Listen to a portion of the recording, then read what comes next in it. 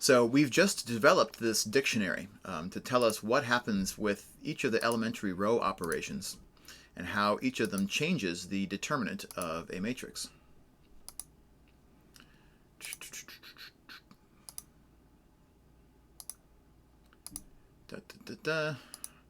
So we actually get through, we got through all of these properties without quite dwelling on them in quite the detail that maybe we should have. But what we're ultimately trying to do,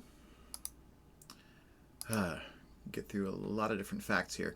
So here is the sort of the dictionary that we developed, that if I multiply the first row of a matrix by a constant, that I can do that just by replacing the 1 in that row and column of the identity matrix with the constant that I'm trying to multiply by, at the cost of multiplying the determinant by c. If I swap rows, I just swap the corresponding rows of the identity matrix, and the cost to the determinant is switching of sign.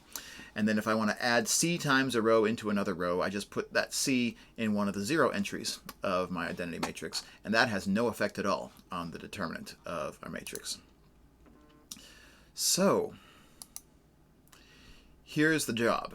And this is probably going to take us most of the rest of the time that we're going to have together today. We're going to fast forward here to, gosh, where is it?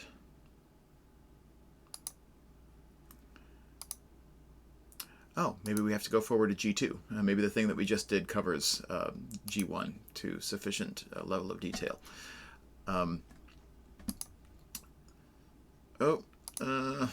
Maybe not quite.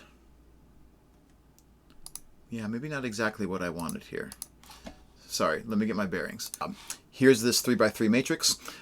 First, determine the reduced row echelon form of A by hand. So list out those steps and keep track of them one by one. So this is a place where using technology is going to completely remove our understanding from the process. So we don't want to do that this time. And as you go along, say, what is each one of these steps going to do to the determinant? For bonus points,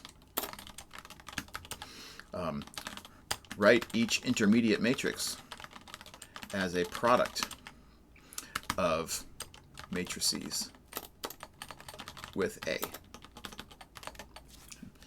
And then from your work, see if you can figure out how we can tell that the determinant of our original matrix must have been 0. Oh, did that?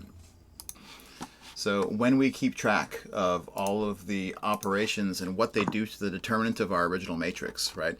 We start out with a matrix A. We don't know what its determinant is. But after I've swapped rows 1 and 2, this new matrix is going to have a determinant, which is the original determinant multiplied by -1, because that's what happens when you swap 2 rows. Same thing with the second step. When I multiply that row by -1, it multiplies the determinant by -1. And so the new matrix, this matrix that we get at step 2, its determinant is going to be equal to the determinant of the original matrix multiplied by -1 multiplied by -1. Right? So we're keeping a running total of what's happened to our original determinant along the way. And so if we do that for all the steps in the process, then when we get down to our final matrix, we're going to be able to say that the determinant of this final matrix is going to be equal to the determinant of the original matrix, which we don't know, right, multiplied by -1, multiplied by -1, multiplied by -1/5 in this example. Right? So in particular, if we solve this for the determinant of A, the determinant of A is going to be equal to the determinant of this matrix, whatever the determinant of this matrix is, multiplied by -5, multiplied by -1, multiplied by -1. It's going to equal determinant of this thing, multiplied by -5. Right? And the hope is that this RREF is easier to find a determinant of than the original matrix that we started with. And I think that that's true. How can we tell from the work that we did here that the determinant of A is going to be equal to 0? Like, what do we think about this matrix? How is this matrix telling me about the determinant of A? Because this matrix has only 2 pivots, it means that the image has no 3-dimensional volume. So it is not, in particular, an invertible matrix. Its determinant is therefore 0. And so, thus, the determinant of A is -5 times of 0.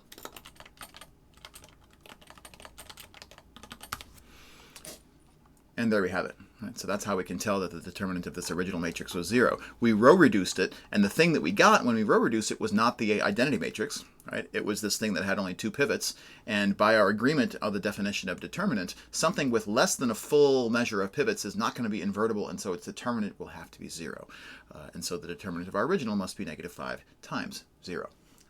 So that is our method 1 for computing the determinant. We just row reduce the matrix down into its RREF, and then for each step along the way in our row reduction, we say, here's what's happening to the determinant of A along the way. And by the time we get all the way down to the end, we will have a matrix whose determinant is hopefully easier to find. In particular, usually we would end with the identity matrix, whose determinant is equal to 1, because it doesn't change anything about area or volume or anything. But in this case, we ended up with something which wasn't the identity matrix, and its determinant was 0. And then we just have to retrace our steps back to the original matrix to figure out what that means that the original determinant must have been.